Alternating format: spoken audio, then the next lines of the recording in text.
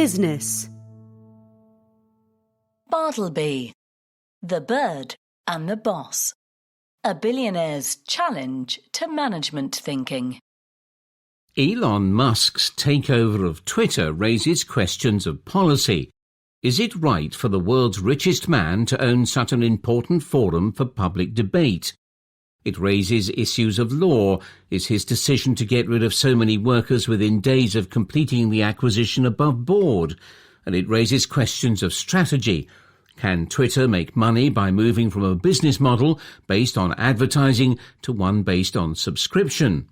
But it is also an extremely public test of a particular style of management.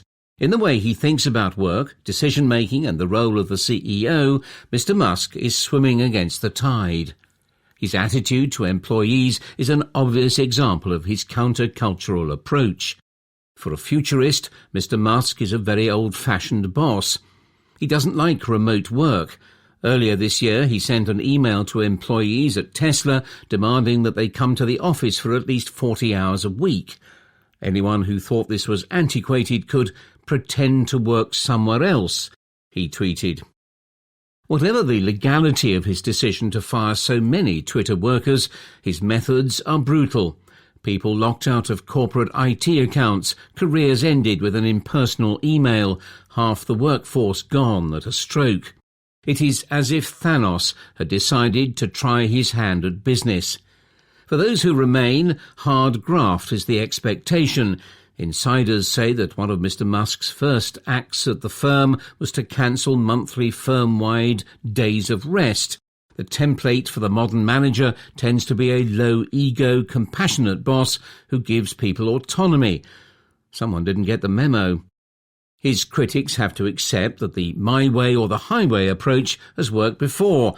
At his other firms, like Tesla and SpaceX, Mr. Musk may not have offered empathy, but he has provided a planet-sized sense of purpose, from popularizing electric vehicles to colonizing Mars. Whether this can work for him at Twitter is less clear. His vision for the product as a digital town square, where free speech flourishes, is a typically grand one.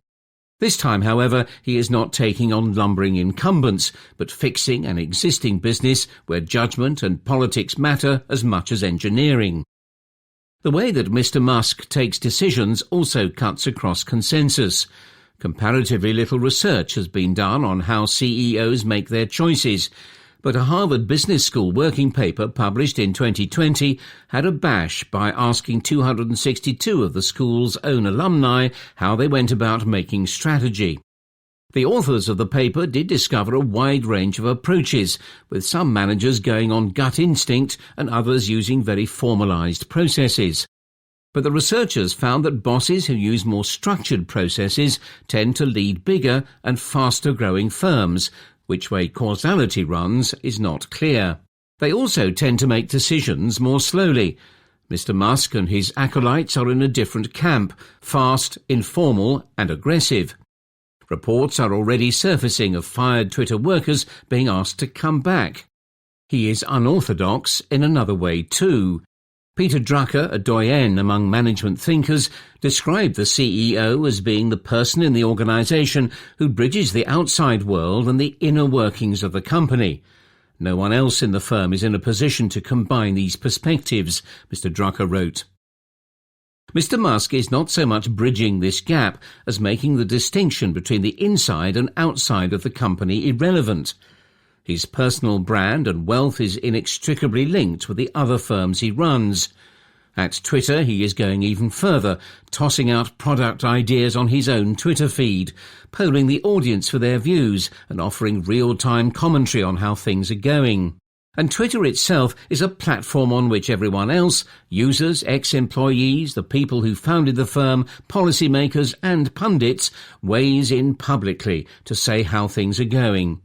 There is not much of an inside to talk of. You might object that Mr. Musk is a one-off, and so is this deal. When he first made his offer to buy Twitter, he explicitly said that it was not because of an economic rationale. He later tried to wriggle out of the transaction entirely.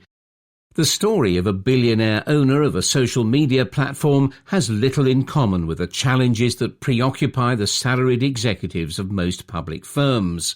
Maybe so, but if Mr. Musk makes another success of his latest venture by being brutal to his workforce, skipping the PowerPoint sessions and managing through memes, the MBA will still need a bit of an update.